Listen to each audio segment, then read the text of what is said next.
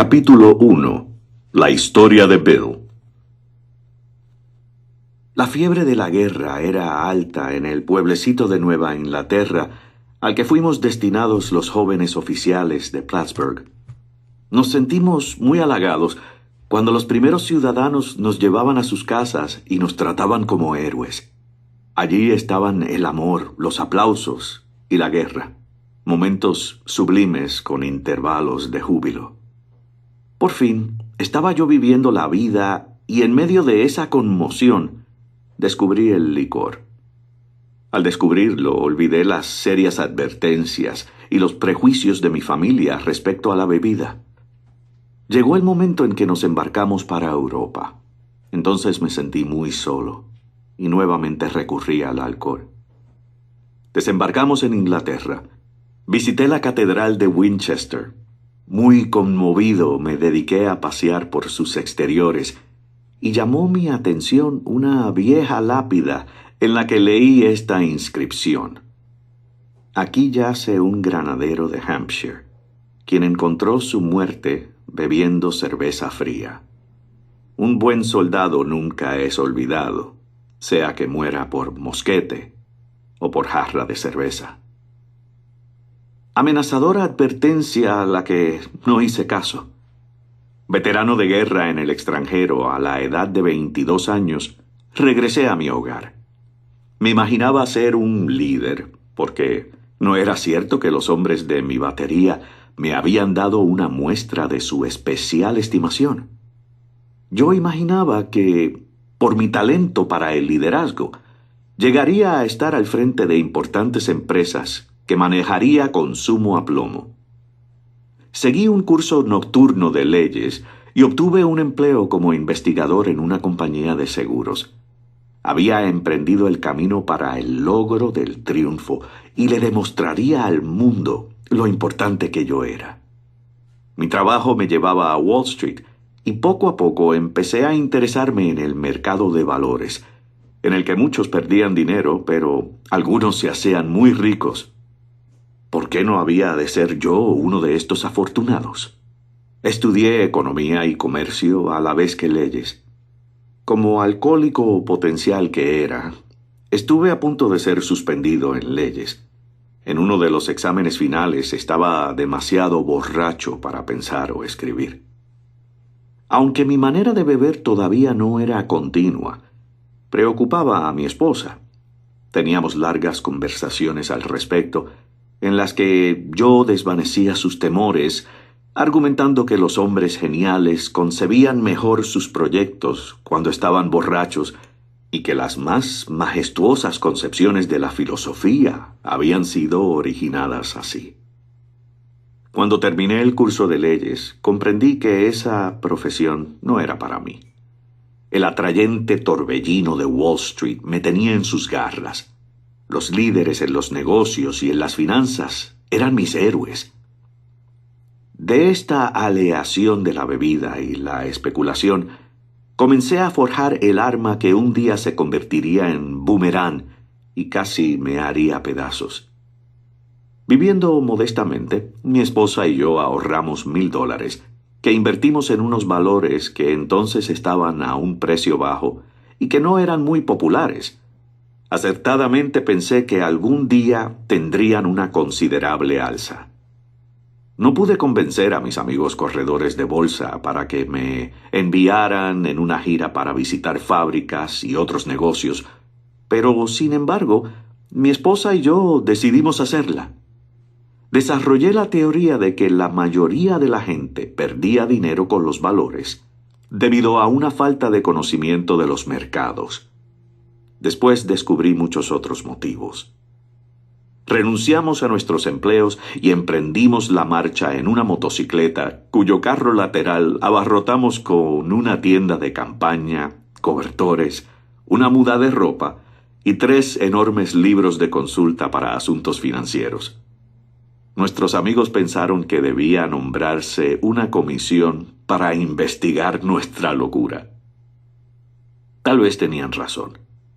Había tenido algunos éxitos con la especulación, y por ello teníamos algún dinero, aunque una vez tuvimos que trabajar en una granja para no tocar nuestro pequeño capital. Este fue el último trabajo manual honrado que haría en mucho tiempo. En un año recorrimos toda la parte este de los Estados Unidos. Al finalizar el año, mis informes a Wall Street me valieron un puesto allí con una cuenta muy liberal para mis gastos. Una operación de bolsa nos dejó un beneficio de varios miles de dólares ese año. Durante unos cuantos años más, la fortuna me deparó dinero y aplausos. Había triunfado. Mis ideas y mi criterio eran seguidos por muchos al son de las ganancias en papel. La gran bonanza del final de los años 20 estaba en plena ebullición y expansión. La bebida estaba desempeñando un importante y estimulante papel en mi vida y en la euforia que tenía. Se hablaba a gritos en los sitios de jazz de Manhattan. Todos gastaban miles y hablaban de millones. Podían burlarse los que quisieran. ¡Al diablo con ellos! Tuve muchos amigos de ocasión. Mi manera de beber asumió proporciones más serias, pues bebía todos los días y casi todas las noches.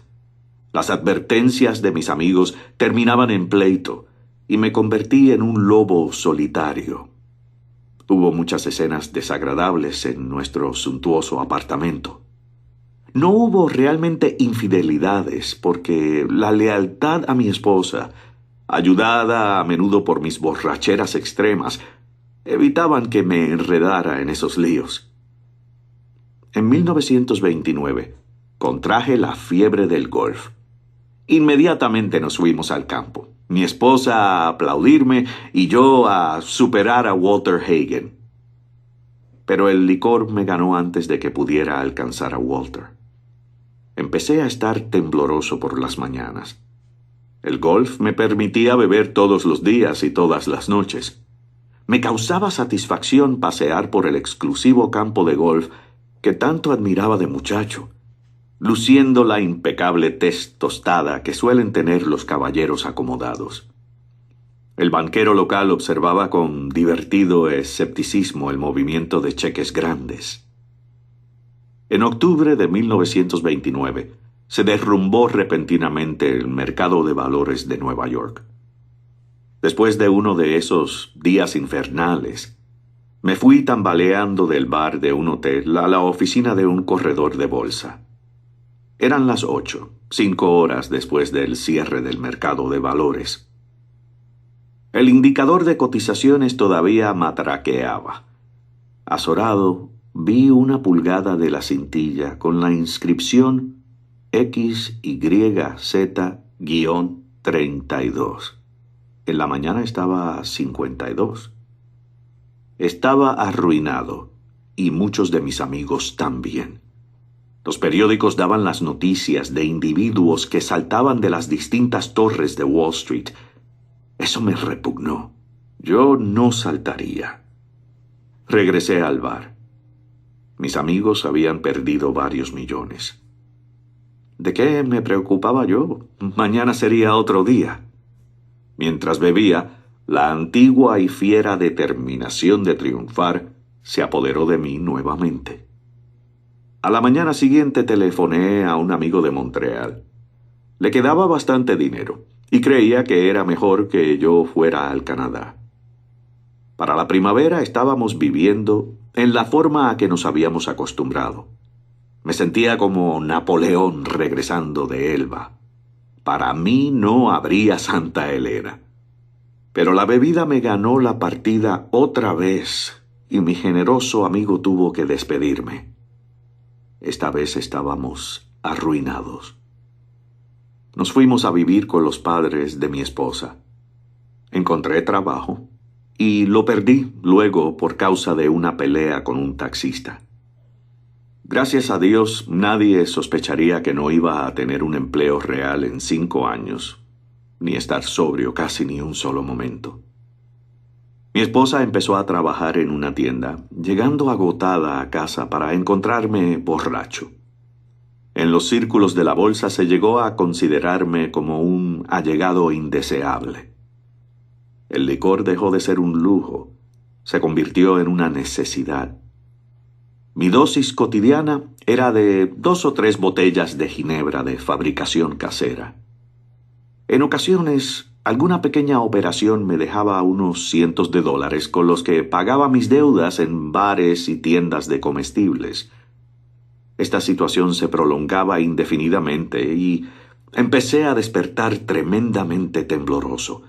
Necesitaba beberme una copa de ginebra seguida de media docena de botellas de cerveza para poder desayunar. A pesar de esto, aún creía que podía controlar la situación y tenía períodos de sobriedad que hacían renacer las esperanzas de mi esposa. Paulatinamente las cosas empeoraban. Tomó posesión de la casa el hipotecario, murió mi suegra, mi esposa y mi suegro enfermaron. En esos días se presentó la oportunidad de un negocio prometedor. Las acciones estaban en el punto más bajo de 1932 y, de alguna manera, yo había formado un grupo de compradores. Mi participación en las utilidades sería ventajosa. Pero entonces emprendí una borrachera tremenda y esa oportunidad se esfumó. Desperté. Eso no podía seguir. Me di cuenta de que no podía tomar ni una copa. Dejaría de beber para siempre.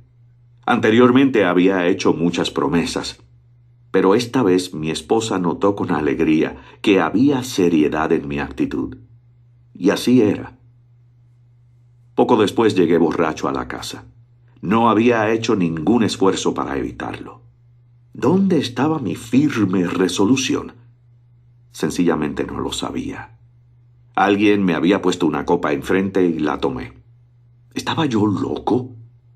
Empecé a pensarlo porque tamaña falta de perspectiva parecía acercarse a la locura. Renovando mi resolución, hice otra prueba. Pasó algún tiempo y la confianza empezó a ser reemplazada por el engreimiento. Podía reírme de la ginebra. Ahora podía hacerlo. Un día entré a un café para usar el teléfono. En menos que canta un gallo, estaba golpeando el mostrador de la barra y preguntándome cómo había sucedido. Mientras el whisky se me subía a la cabeza, me decía que la próxima vez lo haría mejor, pero que, por lo pronto, lo sensato era emborracharme bien. Y así lo hice. El remordimiento, el terror y la desesperación de la mañana siguiente son inolvidables. No tenía suficiente valor para luchar. Mis pensamientos volaban descontrolados y me atormentaba el terrible presentimiento de una calamidad. Casi no me atrevía a cruzar la calle por miedo a que me atropellara algún camión. Apenas comenzó a amanecer. Entré a un lugar que permanecía abierto día y noche, y ahí me sirvieron una docena de vasos de cerveza que calmó mis atormentados nervios. En un periódico leí que el mercado de valores se había derrumbado de nuevo. Bueno, pues yo también. El mercado podía recuperarse, pero yo no. Resultaba duro pensarlo. ¿Debía suicidarme? No, ahora no. Entonces me envolvió una densa niebla mental. Con ginebra se arreglaría todo. Por lo pronto, 2 botellas y a olvidar. La mente y el cuerpo son mecanismos maravillosos, ya que los míos soportaron esta agonía más de 2 años. Cuando el terror y la locura se apoderaban de mí por la mañana, había veces que robaba a mi esposa el poco dinero que tenía en su bolso. Otras veces me asomaba a la ventana y sentía vértigo, o me paraba vacilante frente al botiquín del baño, en el que sabía que había veneno, y me decía que yo era un débil. Mi mujer y yo íbamos de la ciudad al campo y del campo a la ciudad, tratando de escapar. Luego hubo una noche en la que la tortura física y mental fue tan infernal que creí que iba a saltar por la ventana. Como pude, llevé el colchón al piso de abajo para no saltar al vacío. Fue a verme un médico y me recetó un fuerte sedante. Al día siguiente estaba tomando el sedante y la ginebra. Esta combinación pronto me causó un descalabro. Temían que enloqueciera. Yo también.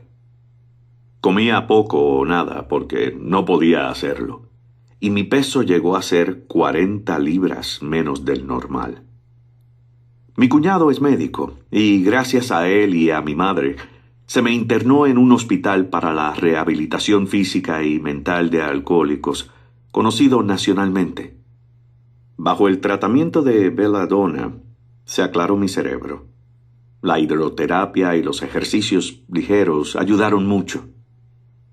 Lo mejor de todo fue que conocí a un médico que me explicó mi caso diciéndome que aunque yo había actuado egoísta e imprudentemente, también era cierto que estaba gravemente enfermo física y mentalmente. Me produjo cierto alivio enterarme de que la voluntad del alcohólico se debilita sorprendentemente cuando se trata de combatir el licor, aunque en otros aspectos pueda seguir siendo fuerte. Estaba explicado mi proceder ante un deseo vehemente de dejar de beber. Comprendiéndome ahora, me sentí alentado por nuevas esperanzas. Durante 3 o 4 meses las cosas marcharon bien. Iba a la ciudad con regularidad y hasta ganaba algún dinerito. Seguramente en eso estaba la solución: conocerse a sí mismo. Pero no lo estaba, porque llegó el día temible en que volví a beber. La trayectoria de mi decaimiento, físico y moral, descendió como la curva que describe el esquiador en un salto de altura. Después de algún tiempo regresé al hospital. Me parecía que aquello era el fin, la caída del telón. Mi esposa, fatigada y desesperada, recibió el informe de que en un año todo acabaría con una falla del corazón durante un delirium tremens, o tal vez con un edema cerebral. Pronto tendrían que llevarme a un manicomio o a una funeraria. No tenían que decírmelo. Lo sabía y casi acogía con regocijo la idea. Fue un golpe devastador para mi orgullo. Yo, que tenía un concepto tan bueno de mí mismo, de mis aptitudes, de mi capacidad para vencer obstáculos, estaba por fin acorralado. Ahora me sumiría en la oscuridad, uniéndome al interminable desfile de borrachines que me precedían. Pensé en mi pobre esposa. A pesar de todo, habíamos sido muy felices. ¿Qué no hubiera dado yo para poder reparar los daños? Pero eso ya había pasado. No hay palabras para describir la soledad y desesperación que encontré en ese cenagal de autoconmiseración. Sus arenas movedizas se extendían por todos lados. No pude más. Estaba hundido. El alcohol era mi amo. Tembloroso, salí del hospital totalmente doblegado. El temor me sostuvo sin beber por algún tiempo. Pero volvió la locura insidiosa de la primera copa, y el día del armisticio de 1934 volví a beber. Todos se resignaron a la certeza de que se me tendría que encerrar en algún sitio, o que dando tumbos llegaría a mi fin miserable. Qué oscuro parecía todo antes de amanecer. En realidad, eso era el principio de mi última borrachera. Pronto sería lanzado como por una catapulta hacia lo que me da por llamar cuarta dimensión de la existencia. Llegaría a saber lo que son la felicidad y la tranquilidad, el ser útil en un modo de vivir que va siendo más maravilloso a medida que transcurre el tiempo. Al finalizar aquel frío mes de noviembre, estaba sentado en la cocina de mi casa bebiendo. Con cierta satisfacción pensé que tenía escondida suficiente ginebra para esa noche y el día siguiente. Mi esposa estaba en su trabajo. Dudé si me atrevería a esconder una botella cerca de la cabecera de la cama. La necesitaría antes del amanecer. Mis cavilaciones fueron interrumpidas por el timbre del teléfono. La alegre voz de un antiguo compañero de colegio me preguntaba si podía ir a verme. Estaba sobrio. No podía recordar ninguna ocasión anterior en la que mi amigo hubiese llegado a Nueva York en esas condiciones. Me quedé sorprendido, pues se decía que lo habían internado por demencia alcohólica. ¿Cómo habría logrado escapar? Claro que vendría a cenar y entonces podría beber libremente con él. Sin preocuparme de su bienestar, solo pensé en revivir el espíritu de días pasados. Hubo una ocasión en que alquilamos un avión para completar la juerga. Su visita era un oasis en el desierto de la futilidad. Exactamente eso, un oasis. Los bebedores son así. Se abrió la puerta y ahí estaba él, fresco, el cutis y radiante. Había algo en sus ojos. Era inexplicablemente diferente. ¿Qué era lo que le había sucedido? En la mesa le serví una copa. No la aceptó. Desilusionado, pero lleno de curiosidad, me preguntaba qué le habría sucedido al individuo. No era el mismo. Vamos, ¿de qué se trata?, le pregunté. Me miró a la cara. Con sencillez y sonriendo me contestó: encontré la religión. Me quedé estupefacto. Así es que era eso. El pasado verano un alcohólico chiflado y ahora sospechaba un poco más chiflado por la religión. Tenía esa mirada centelleante. Sí, el hombre ciertamente ardía en fervor. Pero que dijera disparates si así le convenía. Además, mi ginebra duraría más que sus sermones. Pero no desvarió. En una forma muy natural me contó cómo se habían presentado dos individuos ante el juez solicitando que se suspendiera su internación. Habían expuesto una idea religiosa sencilla y un programa práctico de acción. Hacía 2 meses de eso, y el resultado era evidente de por sí. Surtió efecto. Había venido para pasarme su experiencia, si yo quería aceptarla. Me sentía asustado, pero a la vez interesado. Tenía que estarlo, puesto que no había más remedio para mí. Estuvo horas hablando. Los recuerdos de la niñez acudieron a mi memoria.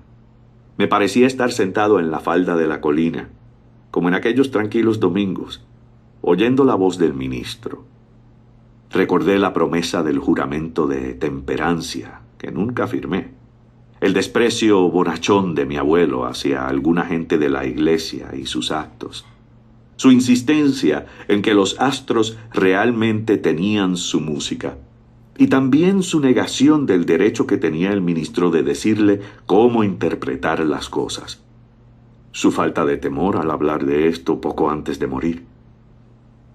Estos recuerdos surgían del pasado. Me hacían sentir un nudo en la garganta. Recordé aquel día en la pasada guerra, en la catedral de Winchester. Siempre había creído en un poder superior a mí mismo. Muchas veces me había puesto a pensar en estas cosas. Yo no era ateo. Pocas personas lo son en realidad, porque esto significa tener una fe ciega en la extraña proposición de que este universo se originó de la nada y que marcha a raudo, sin destino. Mis héroes intelectuales, los químicos, los astrónomos y hasta los evolucionistas, sugerían que eran grandes leyes y fuerzas las que operaban. A pesar de las indicaciones contrarias, casi no tenía duda de que había de por medio una fuerza y un ritmo poderosos. ¿Cómo podría haber leyes tan perfectas e inmutables sin que hubiera una inteligencia? Sencillamente tenía que creer en un espíritu del universo que no sabe de tiempo ni limitaciones. Pero solo hasta aquí. De los clérigos y de las religiones del mundo.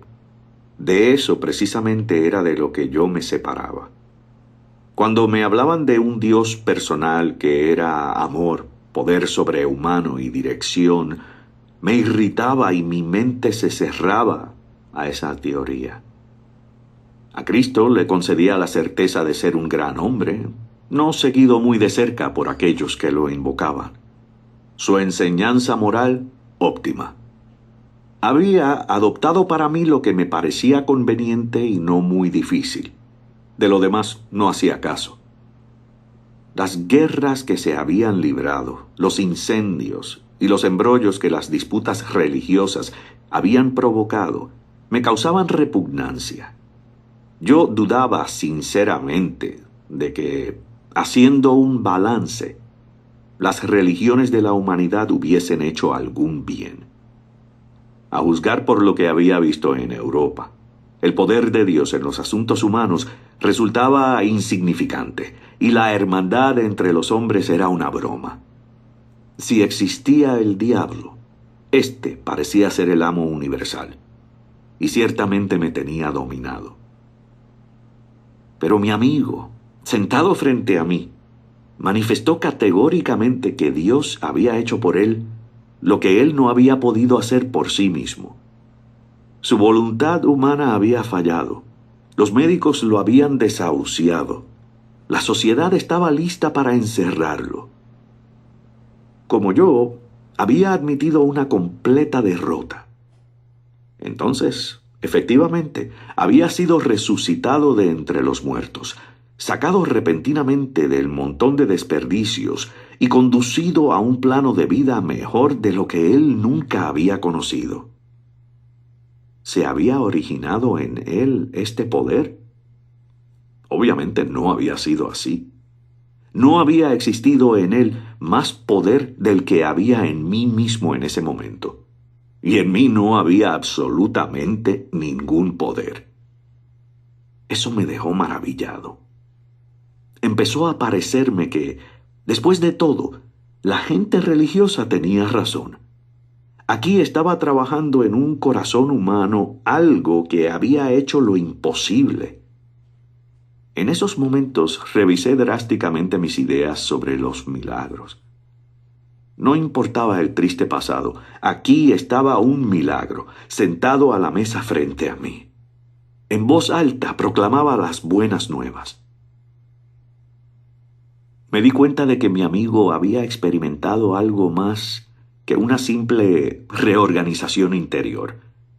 Estaba sobre una base diferente. Sus raíces habían agarrado una nueva tierra. A pesar del ejemplo viviente de mi amigo, todavía quedaban en mí vestigios de mi viejo prejuicio. La palabra Dios todavía despertaba en mí cierta antipatía, y este sentimiento se intensificaba cuando se hablaba de que podía haber un Dios personal. Esta idea no me agradaba. Podía aceptar conceptos tales como inteligencia creadora, mente universal o espíritu de la naturaleza. Pero me resistía al concepto de un zar de los cielos, por más amoroso que fuera su poder. Desde entonces he hablado con decenas de personas que pensaban lo mismo. Mi amigo sugirió lo que entonces parecía una idea original. Me dijo, ¿por qué no escoges tu propio concepto de Dios? Esto me llegó muy hondo. Derritió la montaña de hielo intelectual a cuya sombra había vivido y tiritado muchos años. Por fin me daba la luz del sol. Solo se trataba de estar dispuesto a creer en un poder superior a mí mismo. Nada más se necesitaba de mí para empezar. Me di cuenta de que el crecimiento podía partir de ese punto. Sobre una base de completa y buena voluntad, podría yo edificar lo que veía en mi amigo. ¿Quería tenerlo? Claro que sí, lo quería. Así me convencí de que Dios se preocupa por nosotros los humanos, cuando a Él lo queremos lo suficiente. Al fin de mucho tiempo, vi, sentí y creí. La venda del orgullo y el prejuicio cayó de mis ojos. Un mundo nuevo estuvo a la vista. El verdadero significado de mi experiencia en la catedral se me hizo evidente de golpe. Por un breve instante había necesitado y querido a Dios. Había tenido una humilde voluntad de que estuviera conmigo, y vino. Pero su presencia fue borrada por los clamores mundanos, más aún por los que bullían dentro de mí. Y así había sido siempre. ¡Qué ciego había estado yo! En el hospital me quitaron el alcohol por última vez. Se consideró indicado el tratamiento porque daba señales de delirium tremens. Allí me ofrecí humildemente a Dios, tal como lo concebía entonces, para que se hiciera en mí su voluntad. Me puse incondicionalmente a su cuidado y bajo su dirección. Por primera vez admití que por mí mismo no era nada, que sin Él estaba perdido. Sin ningún temor encaré mis pecados y estuve dispuesto a que mi recién encontrado amigo me los quitara de raíz. Desde entonces no he vuelto a beber ni una sola copa. Mi compañero de escuela fue a visitarme y lo puse al tanto de mis problemas y mis deficiencias. Hicimos una lista de las personas a quienes había dañado o contra las que tenía resentimientos. Yo expresé mi completa disposición para acercarme a esas personas admitiendo mis errores. Nunca debería criticarlas. Repararía esos daños lo mejor que pudiese. Pondría a prueba mi manera de pensar con el nuevo conocimiento consciente que tenía de Dios. De esta forma, el sentido común se convertiría en sentido no común. Cuando estuviera en duda, permanecería en quietud y le pediría a Él dirección y fortaleza para enfrentarme a mis problemas tal y como Él lo dispusiera. En mis oraciones nunca pediría para mí, excepto cuando mis peticiones estuviesen relacionadas con mi capacidad para servir a los demás. Solamente entonces podría yo esperar recibir. Pero eso sería en gran escala. Mi amigo prometió que cuando hiciera todo esto, entraría en una nueva relación con mi Creador, que tendría los elementos de una manera de vivir que era la respuesta a todos mis problemas. La creencia en el poder de Dios, más la suficiente buena voluntad, honradez y humildad para establecer y mantener el nuevo orden de cosas, eran los requisitos esenciales.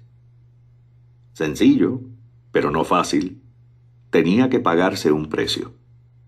Significaba la destrucción del egocentrismo. En todas las cosas debía acudir al Padre de la luz que preside sobre todos nosotros.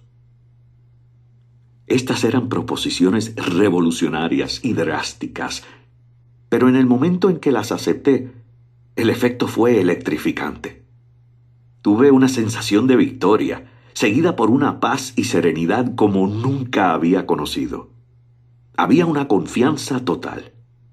Me sentí transportado, como si me invadiera el aire puro de la cumbre de una montaña. Dios llega a la mayoría de los hombres gradualmente, pero su impacto en mí fue súbito y profundo. Momentáneamente me alarmé y llamé a mi amigo el doctor para preguntarle si yo todavía estaba cuerdo. Escuchó sorprendido mientras yo hablaba. Finalmente movió la cabeza, diciendo: «Le ha sucedido a usted algo que no comprendo, pero es mejor que se aferre a ello. Cualquier cosa es mejor que lo que tenía usted». Ese buen doctor ve ahora a muchos hombres que han tenido tales experiencias. Sabe que son reales.